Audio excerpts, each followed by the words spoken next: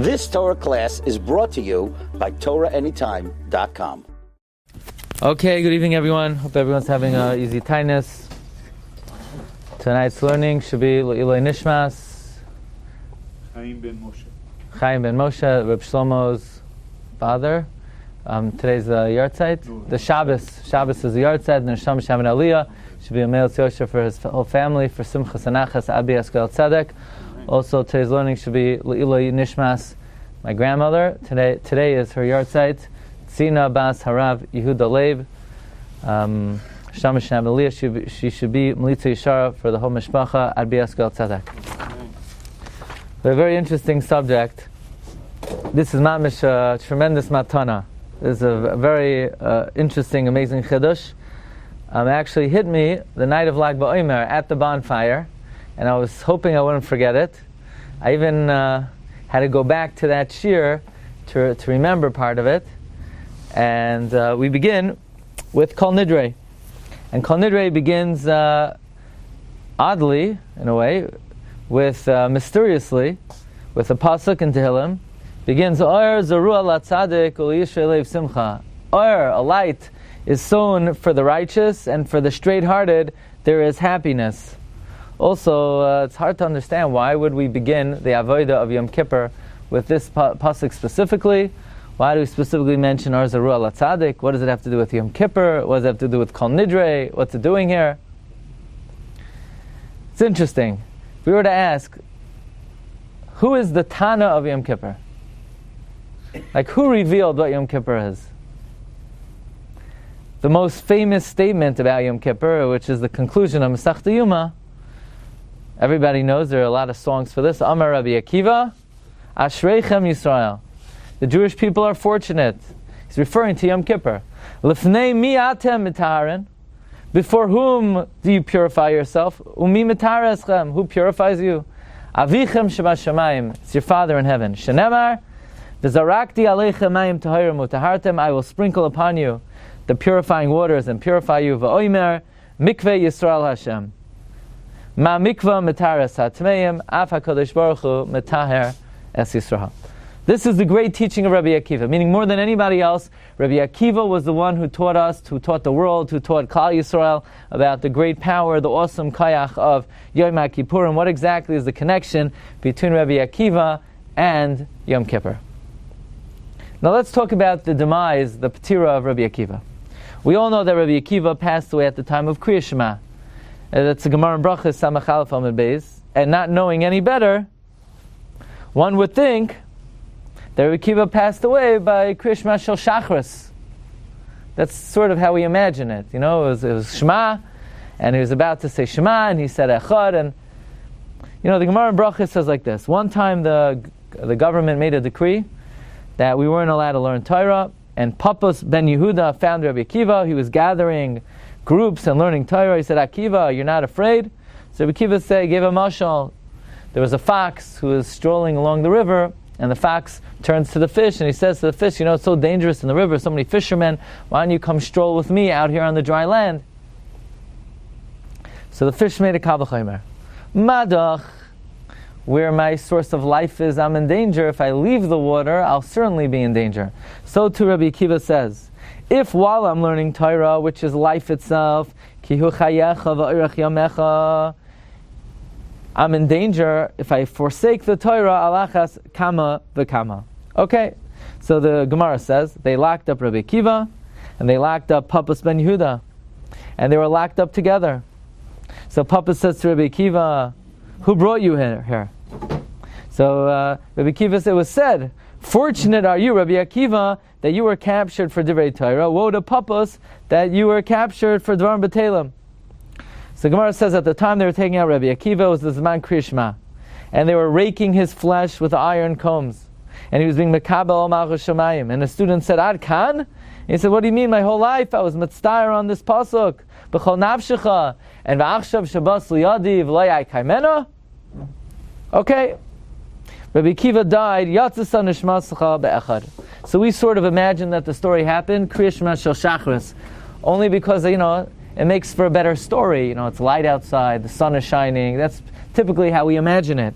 But we have another piece of information that's introduced by the Medrash, and combining the Medrash with the Gemara, we get a different story of exactly when Rabbi Akiva passed away. Because when is Rabbi Akiva's yahrzeit? So the Medrash Yalkut Shemaini says as follows: Davar acher, ma'isa haya b'Rabbi Akiva. There's a story with Rabbi Akiva. Shahaya chavosh bebeis ha'asurim. He was in jail. Rabbi Yeshua Hagarsi haya talmida yemeshamshay. Rabbi Yeshua Hagarsi was his student and his attendant. Erev Yom Kippur, he departed from him, meaning his student took leave. He had to go home and eat the Sudas HaMafsekes. The last time Rabbi Akiva saw his student was Erev Yom Kippur. So he went home. Ba Eliyahu came to Rabbi Akiva's prison cell. Va'amad al Pesach Beisa, he stood. Now he's standing by the entrance of Rabbi Yehuda Hagarsi's house. Amar Lei, he says to Rabbi Yehuda Hagarsi, Shalom Alecha Rebbi.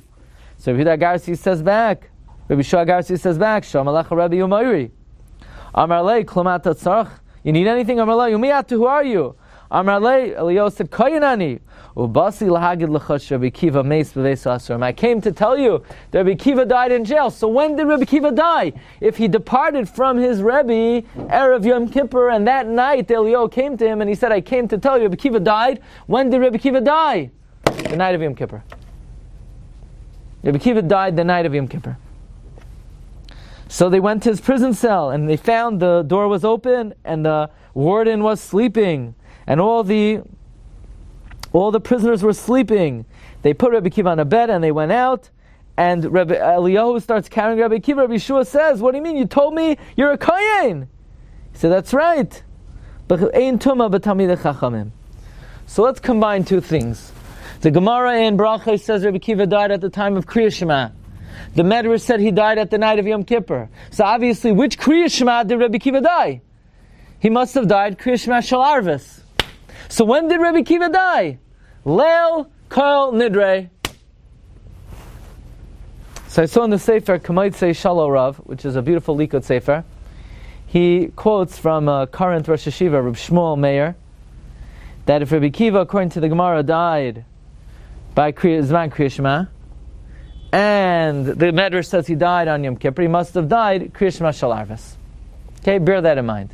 So we're coming to Shul, we're preparing ourselves for the holiest day of the year, but realize that night, that evening, is also the yahrzeit of Rabbi Akiva, who, by the way, was perhaps the greatest of all the Tanoim, and perhaps the greatest person who ever lived, other than Moshe Rabbeinu, but still, there are Midrashim that seem to say that Rabbi Akiva had access even to what Moshe Rabbeinu didn't know. The Medrash says in Chukas, V'chol yakar ra saw inoi, and all preciousness his eye saw, Koil, says the Medrash, Mashin Izgala, l'Rabbi Akiva l'Nizgala l'Moshe Rabbeinu. Even though, how could we say such a thing? Moshe Rabbeinu, one of the Yud Gimel Ikram is that nobody ever was as great as Moshe in any discipline. But there is a concept that the Mefarshim say, Kol is Gematria 50, that Moshe Rabbeinu only had the Mem Tesh Shari Bina, and Rabbi Akiva had all 50. Okay, let's move on. And this is, we discussed the night of Lag BaOmer, and that is, if we look in Shulchan Aruch, here we have, tonight, we have two yards, my grandmother's yahrzeit, and also Shabbos, Reb Shlomo's father's yahrzeit, and typically, Bizman Hazeh, people like to give tikkun by the yahrzeit, and they drink a little schnapps, some even make a suda. What's going on? Because traditionally, if you look in Shulchan Aruch, in Siman Tav Kuf Pei, the Mechaber Paskins, the following days we fast. On the first day of Nisan, even though it's Rosh Chodesh, you could fast, because the sons of Aaron died. On the 10th of Nisan, you could fast, because Miriam died. On the 26th, you could fast, because Yeshua ben Nun died. On the 10th of Iyar, Eli and his two sons died. On the 28th of Iyar, Shmuel died. On the 27th, some of the Tanoim died. On Rosh Chodesh Av, even though it's Rosh Chodesh, you could fast for the yahrzeit of Aaron HaKohen. On the 5th day of Tishrei, interestingly, Rabbi Akiva was captured. So this is consistent with what we learned in the Medrash, because Rabbi Akiva died in jail the night of Yom Kippur, and he was captured on the 5th day of Tishrei. And the Shulchan Aruch goes on. The Shulchan Aruch says, on the 7th day of Adar, Moshe Rabbeinu died. And all of these days traditionally are fast days. And the question that Reb Tzadok HaKohen deals with, and we spoke about this at length on the night of Lag BaOmer, we mentioned many answers, is what's going on. Comes Lag BaOmer, And what's Lag BaOmer? People go up to the mountaintop. Different ways of getting there. Some people take camels, some people take donkeys. Now some people take helicopters. The Archaim HaKadosh crawled on his hands and knees. Different ways to get there. But and what are they doing there? They're dancing, they're prancing, they're drinking, they're revelry. It's a happy day. It's Hilula de Rajbi. So we're all happy that the Rajbi left the world. So what's going on? Rajbi is greater than Moshe. Moshe leaves the world, we fast. Yeshua leaves the world, we fast. Eli leaves the world, we fast. Shmuel leaves the world, we fast. Aaron leaves the world. Shnei Banav leave the world, Miriam leaves the world. All of these great people who, they were greater than the Rajbi. I mean, that's part of the Shalshelas Hadoros. Obviously, Moshe Rabbeinu was greater than Rav Shimon Bar Yochai. So were all these Nevi'im. Rav Shimon Bar Yochai wasn't a Navi. He was a Tana. So why by the death of Nevi'im we fast and the death of the Rajbi we celebrate? What's going on over here? That's the kasha of many Achronim, and we're going to speak out the answer of Reb Tzadok HaKohen, and we're going to borrow an idea that he almost said, and we're going to say it. We're going to borrow idea that he has a question, and he's forced to give a certain answer, but we're going to give a different answer. We're going to use what he could have said to explain Yom Kippur. I think it's an amazing chidush, and Reb Tzadok HaKohen articulates this question in the Sefer Pri Tzadik, on Parshas Emor, on Lag BaOmer. He also articulates this question in the Sefer Poiked Ikarim, Poiked Akarim. And again, the question is, why is it that when great prophets have passed away, we fast, and when Shimon Bar Yochai passed away, we celebrate? And he introduces it with a pasuk in Koheles. Divrei Chachamim Kadar Vaynois. The words of the sages are like goads, not goats.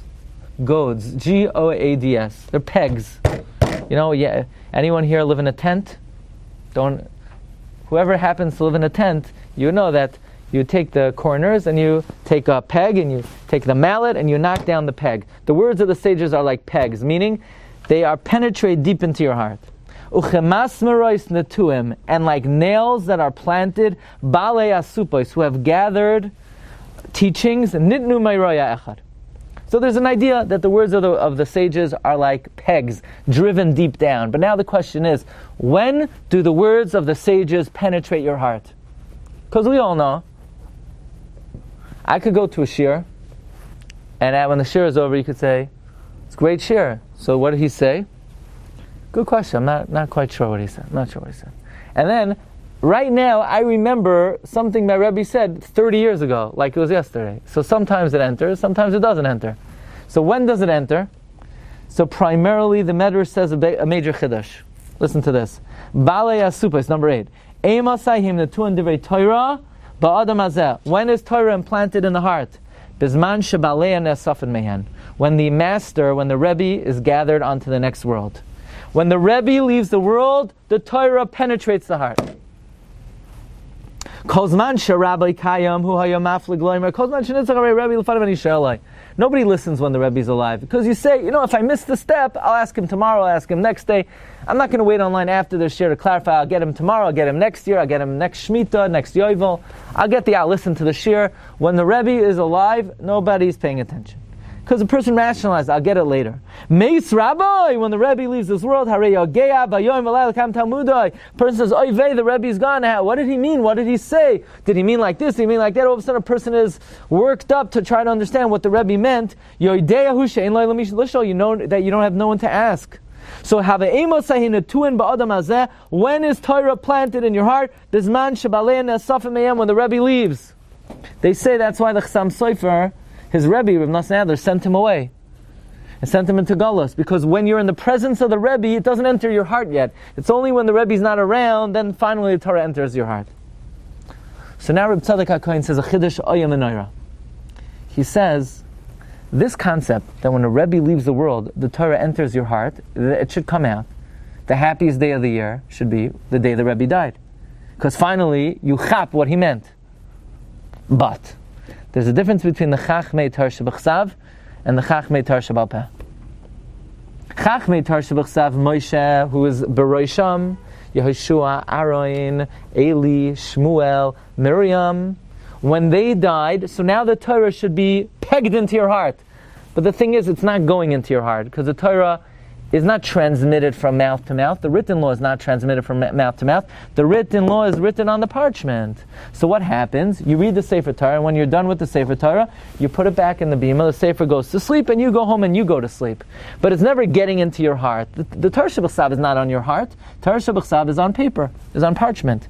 So the death of a sage of the Torah Shebechsav is not a happy day. Nothing happens on that day. And therefore it's a sad day. And therefore we fast. Whenever a sage of the Torah Shebechsav dies, we fast. But when the Chachmei Torah Shebal Peh pass away, now where is the Torah Shebal Peh written? It says in Mishlei, Kasvei Maluach Libecha, write it on the tablet of your heart. What's the klaf of the oral law? Your heart. So what's the greatest day of transmission of Torah? The day the Rebbe passes away. Because on that day it finally enters your heart, and now it's etched and seared onto your heart. So the day that one of the sages of the oral law passes away is a great day of giving of the Torah. And we know when the Rashbi died. Now, let me tell you what he says and what he doesn't say and what we're going to borrow. So a very happy day is the day that the oral law was given to Klal Yisrael. Now, who's the master of the oral law? Who is the shoresh of the oral law? Who's the shoresh of the written law? Moshe is the shoresh of the written law. It's Torah Tziva Lanu Moshe. So technically when Moshe died, it should be happy. The only thing is, when Moshe died, the Torah is not being transmitted to us. Just the opposite. What does it say in the Gemara in Tamura? The day Moshe died, we forgot 3,000 halachos. But if you had the greatest sage of the oral law, and then on that day the Torah Shebal Peh was given to Klal Yisrael. So who is the greatest sage of the oral law? Rabbi Akiva. Because let me share with you a Gemara. Gemara says in Sanhedrin, number 10. Interesting Gemara. Stam Masnisin Reb Meir. Stam Mishnah's Reb Meir. By the way, that doesn't mean we never paskin like Reb Meir. Stam Mishnah Reb Meir means when you see a random idea in a Mishnah, it came from something that Reb Meir preserved. That's what it means, Stam Mishnah Reb Meir. We don't paskin like Reb Meir. Stam Mishnah Reb Meir is when you see a random statement in the Mishnah, Rebbe got it from one of Reb Meir's traditions. That's what it means, Stam Mishnah Reb Meir. Stam Tosefta Reb Nechemia. Stam Sifra Reb Yehuda. Stam Sifri Reb Shimon. Vekulu Aliba de Rabbi Akiva. All of them go like Rabbi Akiva. Meaning Rabbi Akiva is the shoresh of Torah Shebal Peh. Now, says Reb Tzadok HaKohen, really, truthfully, the day Rabbi Akiva died should have been the day of the transmission of Torah Shebal Peh. The only thing is, says Reb Tzadok, we can't celebrate that day. Because what day did Rabbi Akiva die? Yom Kippur. So now we're going to have to go and celebrate the day that his student, who learned everything from Rabbi Akiva, the day he died, that will be the great day of celebration. Now, who was the primary disciple of Rabbi Akiva? His 24,000 students died, and then he taught 5 students. They were Reb Meir, Reb Yossi, Reb Yehuda, Reb Shimon, Reb Elazar, primarily Reb Shimon Yochai. So on the day the Rashbi died, so we're Mekayim, the Inyan that we mentioned from Koheles, that Eimosai Netuin Divrei Chachamim Belev Ha'adam. When are the teachings of the Chachamim planted in our heart? When the Chacham dies, namely Reb Shimon. Now listen. But really, what day should we celebrate? The day Rabbi Akiva died. But Reb Tzadok says the following. We're not going to celebrate the day Rabbi Akiva died. Why? Listen to what he says. Because it happens to be, if you look in the halacha, there are a few tanoim that we fast when they died. But that's not consistent with this principle that when a chacham mechachmei Torah Shebal Peh dies, we have to celebrate. No, because any chacham from the Torah Shebal Peh that we fast, they were killed. So since they were killed, we can't celebrate their death. So Reb Tzadok HaKohen says, we're not going to celebrate the death of Rabbi Akiva because he was murdered. So we have no alternative, we have to move to his student, which is Reb Shimon. But I want to say a chiddush. Really, we should celebrate the death of Rabbi Akiva, because it is certainly true, the day Rabbi Akiva left the world, the oral law entered the bloodstream of the Jewish people. That's the principle. When the Rebbe leaves the world, the Torah is implanted in the heart. So really, what day should we celebrate? Yom Kippur. You know what I would say? We do celebrate Yom Kippur. The Gemara says in Tainis, Lai hayu yamim tovim liYisrael ki Yom Kippurim. Yom Kippur is the happiest day of the year. Why is it the happiest day of the year? So the Gemara says on Daf Lamed in Tainis is the happiest day of the year because the second luchos were given. The Torah Shebachsav was given. But we can add that now that Rabbi Akiva died, the Torah Sheba'al Peh was also given on Yom Kippur. It comes out Ayom V'Noira. Think about what happened on Yom Kippur. Take a look at the Gemara in Tainis. Look at number 12. Amar Rabbi Shimon Gamliel. Lo hayu yamim tovim liYisrael. There is no greater day than for the Jewish people. Kechamisha asar ba'av u'kiyom Kippurim. Why?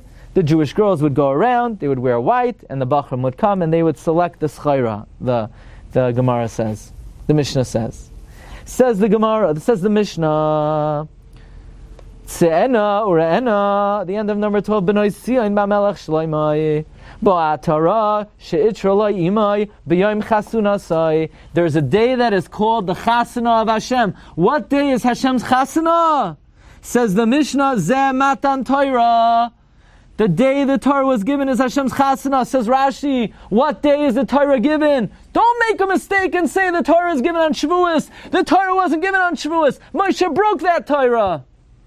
What day is the Torah given? The Luchos, the Torah we have today, was given on Yom Kippur. Yom Kippur was the day of Nesinas HaTorah, therefore it's the happiest day of the year. But now we're adding, based on Reb Tzadok HaKohen, not only is Yom Kippur the day of the giving of the Torah Shebachsav, Yom Kippur is the day of the giving of the oral law. How? Because Rabbi Akiva died, and when Rabbi Akiva died, the Torah was planted into our hearts.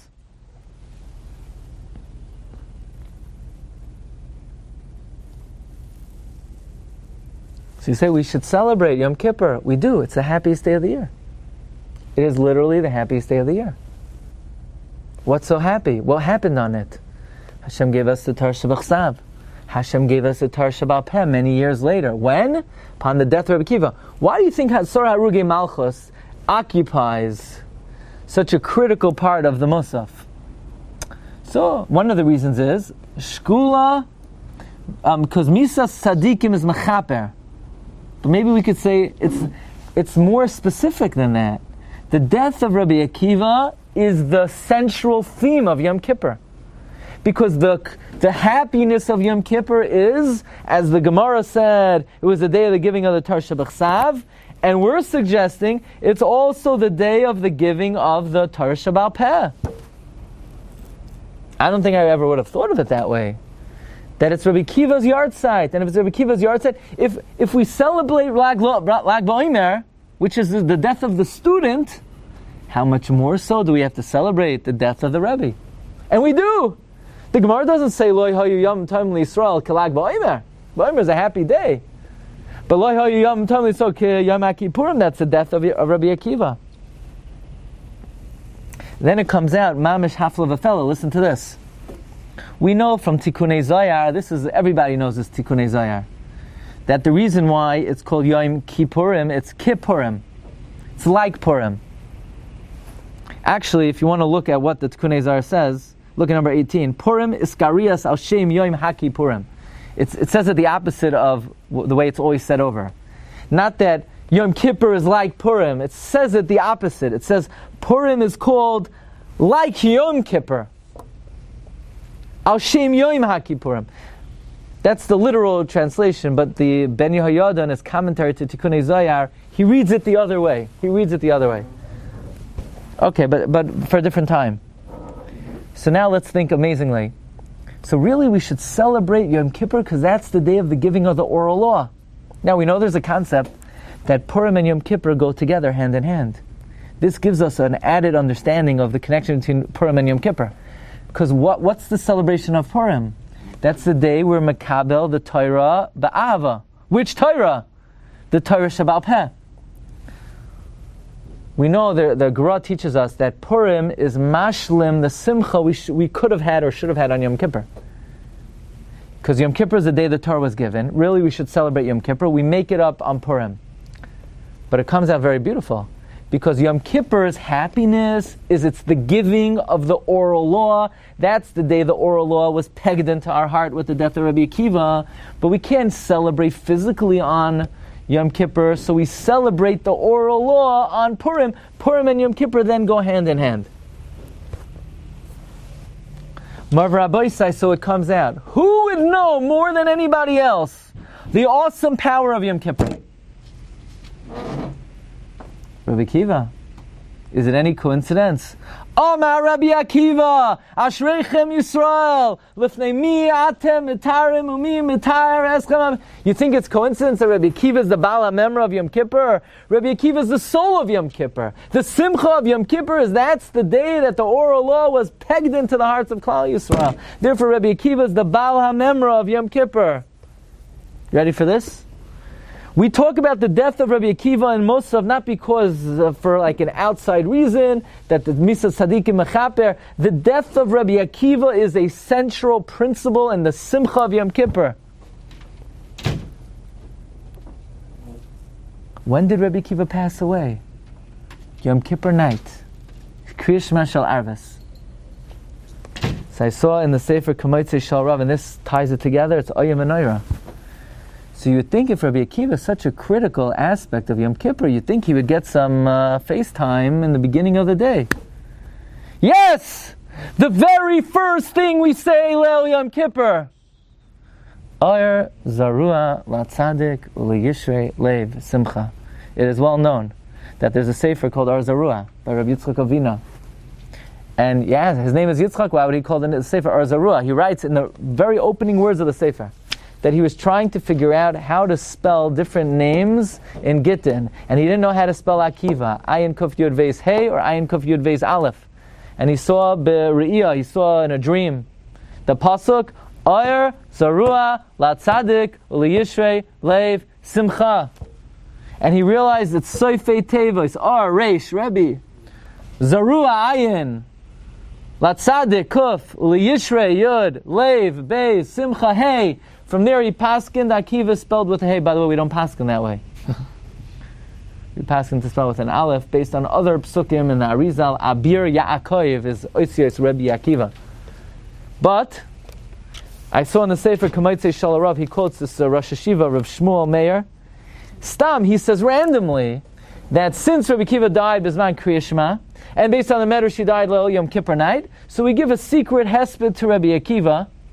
And the reason why we don't mention his name outright is because since he was killed by the Romans had a law that you couldn't say the names of those who were executed. But according to what we're suggesting, that a central theme of Yom Kippur is the day that the oral law was planted into the hearts of the Jewish people.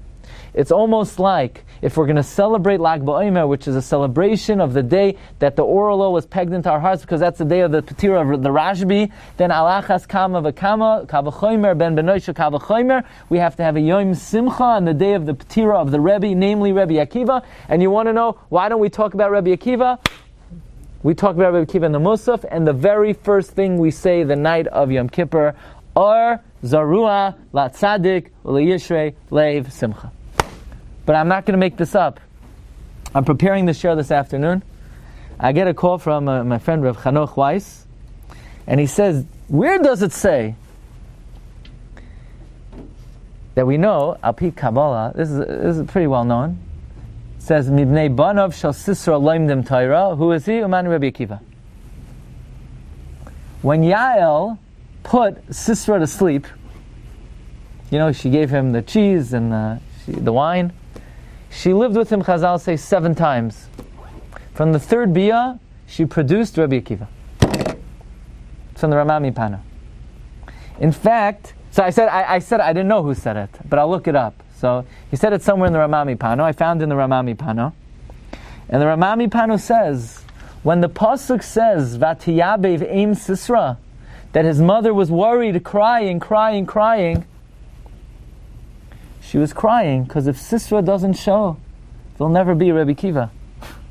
That's why she was so worried. It says that Nishkafa Ba'ad HaChaloin. Take a look in the Ramami Pano, look at number 17. The Emes Amru Chachamim, Dvarim Shlei Niglu L'Moshe, Niglu L'Rebbi Akiva. He says that Moshe Rabbeinu he mimachzav haTorah shebachsav. Moshe Rabbeinu was hewn out of the written law, v'nikreis Torahs Moshe, And the nefesh of Rabbi Akiva comes from the Torah Sheba'al Peh. And Torah Sheba'al Peh is called Rabbi Akiva. Stam Mishnah Rameir, Stam Tosad Rabbi Nechemia, Stam Sifra Rabbi Yehuda, Stam Sifri Rabbi Shimon, Stam Seder Olam Rabbi Yossi, V'kula Libid Rabbi Akiva. When the pasuk says by the mother of Sisra, Ba'ad hachaloi nishkafa, it means the Shechina was looking through the window to make sure Sisra would show up so that he would not be killed before Yael could produce Rabbi Akiva from Biur Shlishas. That's the Ramami Pano.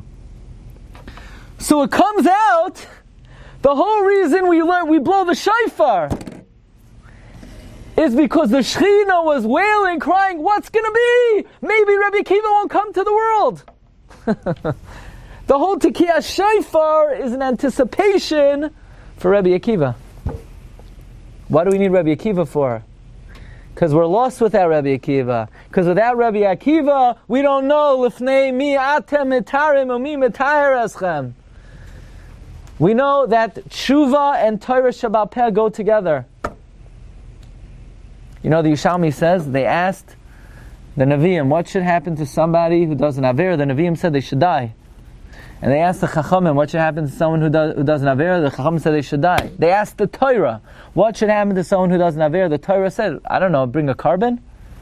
But nobody is able to offer the Eitzah of doing Tshuva. Tshuva is not mentioned in the Chumash that you could do Tshuva. Tshuva comes from Torah Sheba'al Peh. They asked the Ribbono Shel Olam, what should be the fate of someone whho does an Avera? The Ribbono Shel Olam, they asked, the Ribbono Shel Olam said, Yasa Tshuva v'yichya.